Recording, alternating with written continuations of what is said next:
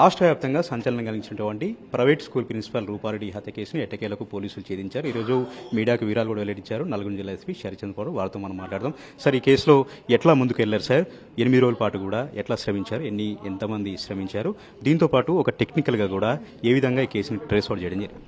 అంటే మనకి 11th రోజు ఈ అఫెన్స్ అయిన తర్వాత 12th రోజు మనం ఎఫ్ఐఆర్ రిజిస్టర్ చేయడం జరిగింది. మనకు ఆ రోజు తెలిసింది. అయితే మన 5 ప్రత్యేక బృందాలతో కూడా అన్ని కోణాల్లో కూడా మనం ఇన్వెస్టిగేషన్ స్టార్ట్ చేయడం జరిగింది. దీనికి సంబంధించి ఫ్యామిలీలో ఏమైనా ఇష్యూస్ ఉన్నాయా, లేకపోతే ఇన్వెస్ట్మెంట్ ఫినాన్షియల్గా ఏమైనా ఇష్యూస్ ఉన్నాయా, లేకపోతే వేరే రాష్ట్రాలకి వెళ్ళి ఎవరైనా దొంగలు వచ్చినారా, లేకపోతే స్కూల్లో ఏమైనా ఇష్యూస్ ఉన్నాయి, ఇవన్నీ కూడా మనం దర్యాప్తు టేకప్ చేయడం జరిగింది. కాకపోతే లాస్ట్ ఆమె ఫోన్ కాల్లో బాబు అనే పదం ఒకటి వాళ్ళ చుట్టాలు అంటే వాళ్ళ చిన్నమ్మతో మాట్లాడినప్పుడు ఈ స్కూల్ పిల్లలతో ఏమైనా మాట్లాడిందేమని చెప్పేసి స్కూల్లో కూడా మనం విచారణ చేపట్టే సమయంలో గత 2 రోజుల నుంచి కూడా స్కూల్కి ఏమైనా రాలేదా అని కూడా మనం చెక్ చేస్తే ఒక 5గురు రాలేదు. అందులో వాళ్ళ యాంటీసిడెంట్స్ అంటే వాళ్ళు కార్యక్రమాలన్నీ కూడా మనం చెక్ చేసి ఎవరికి ఇట్లాంటి జల్సాల అలవాటు మంద అలవాటు ఏమైనా ఉంటే కూడా చెక్ చేస్తే ఒక 2 పిల్లల్ని మనము ఐడెంటిఫై చేసినాము. వాళ్ళని మనం ఇవాళ పొద్దున పట్టుకుంటే వాళ్ళ దగ్గర నుంచి డబ్బులు ఒక 1,54,000 డబ్బులు రికవర్ అయింది. అదేవిధంగా హత్య చేసేటప్పుడు ఆ గ్లవ్స్ కూడా మనం రికవర్ చేసినాం. వాళ్ళ దగ్గర నుంచి ఒక ఐఫోన్ కూడా రికవర్ చేయడం జరిగింది. వీళ్ళు ప్రధానంగా ఈ డబ్బు దొంగతనం చేసి జల్సాలకి వాడుకుందామని చెప్పేసి, అదేవిధంగా గత కొన్ని రోజుల క్రితం ఆ ప్రిన్సిపల్ గారు కూడా తిట్టిరని చెప్పేసి కక్ష పెట్టుకొని ఈ కార్యపాలన చేయడం జరిగింది. సార్, కుక్కటిపల్లిలో మనం చూసాం సార్, 6 నెలల క్రితము ఒక బ్యాట్ కోసం 10 ఏళ్ల పిల్లని చంపారు.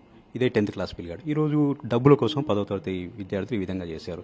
చదువు నేర్పినటువంటి విద్యార్థులు, గురువులు ఎవరైతే ఉన్నారో దేవుడితో సమానం. ఎటుపోతుంది సార్ సమాజం? ఎట్లా మార్పు రావాల్సిన అవసరం ఉంది? తల్లిదండ్రులు కూడా ఏ విధంగా ఒక కన్నేసి ఉంచాల్సిన అవసరం?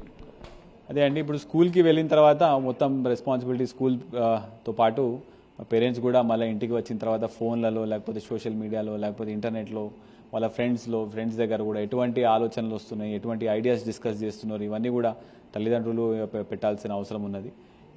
వాళ్ళతో పాటు ఫ్రెండ్లీగా ఉంటూనే ఇంకా ఎటువంటి చెడు వ్యాసనాలు, రాంగ్ డైరెక్షన్స్లో పోకుండా పేరెంట్స్ ఇంకా క్లోజ్గా మానిటర్ చేస్తే మాత్రం ఇటువంటివి కాకుండా ఉంటాయి. సార్, గంజాయి అని అన్నారు సార్. నల్గొండ జిల్లాలో గంజాయి సంబంధించి కూడా ఎట్లా చర్యలు తీసుకుంటున్నారు? స్కూల్ వరకు కూడా వచ్చింది సార్ గంజాయి. ఇదివరకు కాలేజీలలో ఎక్కడో ఇంజనీరింగ్ కాలేజ్ చూసాం, స్కూల్ వరకు కూడా వచ్చింది. ఎట్లా దానిపైన పటిష్టంగా మీరు ప్రణాళికతో ముందుకు? అంటే మన నల్గొండ జిల్లాలో మిషన్ పరివర్తన అనే కార్యక్రమం మనం చేపట్టడం జరిగింది. దీంట్లో ఎక్స్క్లూజివ్గా మనం చాలా వరకు టెస్ట్ చేస్తున్నాము. ఈ టెస్ట్లలో కూడా ఇప్పుడు ఈ సంవత్సరంలోనే మనం సుమారు 500-600 టెస్టులు చేసినాము. ఎవరి మీద డౌట్ వచ్చినా కూడా టెస్ట్ చేసి వాళ్ళు ఇమ్మటే రీహాబిలిటేషన్ పంపడము, అదేవిధంగా పాత అఫెండర్స్ ఎవరైనా అమ్మే వాళ్ళు ఉండడము, లేకపోతే సప్లై చేసే వాళ్ళు ఉంటే వాళ్ళ మీద కఠినంగా మనం కేసులు కట్టి వాళ్ళని కూడా జైలుకి పంపడం జరుగుతుంది. మీరు తెల్లారు అక్కడికి వెళ్ళారు సార్. ఆ సీసీ ఫుటేజ్లో ఎక్కడ కూడా ఈ పిల్లలకు సంబంధించిన కదలికలు కనపడలేదా? ఈ 8 రోజుల పాటు కూడా ఎందుకు డిలే అయినట్టుగా మనం అనుకోవచ్చు? అంటే మనకి సీసీటీవీ ఫుటేజ్లో కూడా ఒక red hoodie with mask with gloves ఇవే కనిపించినాయి. అందులో ఫేస్ కూడా ఎక్కడ కనపడలేదు. అది కూడా సీసీటీవీ ఫుటేజ్లో కూడా మెయిన్ ఫుటేజ్లో కాకుండా దూరం నుంచి మనకు ఫుటేజ్ రావడం జరిగింది. ఈ పిల్లలు కూడా హత్య చేసిన అబ్బాయి కూడా ఎక్కడ కూడా ఫుటేజ్ సీసీటీవీ కెమెరాలో పడకుండానే జాగ్రత్తలు వహించుకుంటూ అతను అవుట్స్కర్ట్స్ నుంచి వెళ్ళడం వల్ల మనకి ఈ డిలే వరకు మనకు అయింది.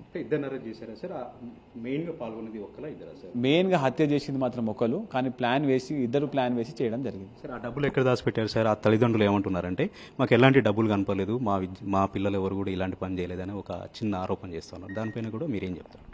డబ్బులు వీళ్ళ దగ్గర నుంచే మనం స్వాధీనం చేయడం జరిగింది. ఆ డబ్బుల మీద రక్త మడకలు కూడా ఉన్నాయి. సో తప్పకుండా వీళ్ళు చేసినారు. అందుకనే మనం వీళ్ళని ఇప్పుడు జువెనైల్ జస్టిస్ బోర్డు ముందు కూడా మనం ప్రొడ్యూస్ చేయడం జరుగుతున్నది. వాళ్ళ తల్లిదండ్రులకు చెప్పకపోవచ్చు, బట్ తప్పకుండా మన దగ్గర ఉన్న సీసీటీవీ కెమెరా ఫుటేజ్ ప్లస్ వీళ్ళకి చెప్పే కన్ఫెషన్ కూడా మ్యాచ్ అవుతున్నాయండి. Sir, thank you sir. ఈ విధంగా చాలా పకడ్బందీగా పరిశోధన చేసి ఈ కేసును ఛేదించారు. ఇక ఏదైతే గంజాయి మత్తులో చెడు అలవాట్లకు వ్యసనాలుగా మారి ఈ 2 విద్యార్థులు కూడా ఇలాంటి పెడదవ పట్టారని కూడా జిల్లా ఎస్పీ చెప్తా ఉన్నారు. కేవలం డబ్బుల గురించే ఆ ఇల్లు దూకారు. ఇంట్లో వంటగదిలో రెక్కి నిర్వహించి అక్కడే దాక్కుని ఆ ప్రిన్సిపల్ ఇంట్లో తాళాలు తీసుకొని లోపలికి వెళ్ళిన వెంటనే కత్తితో దాడి చేసి ఇంట్లో ఉన్నటువంటి 2,20,000 రూపాయలు, అదేవిధంగా ఐఫోన్ దొంగిలించుకెళ్లారు. పూర్తి సాక్ష్యాధారాలతో సాంకేతికంగా తామంతా కూడా ఈ డబ్బులు రికవర్ చేసాం, ఈ కేసును ఛేదించామని కూడా నల్గొండ జిల్లా ఎస్పీ శరత్చంద్ర మనతో చెప్తా ఉన్నారు.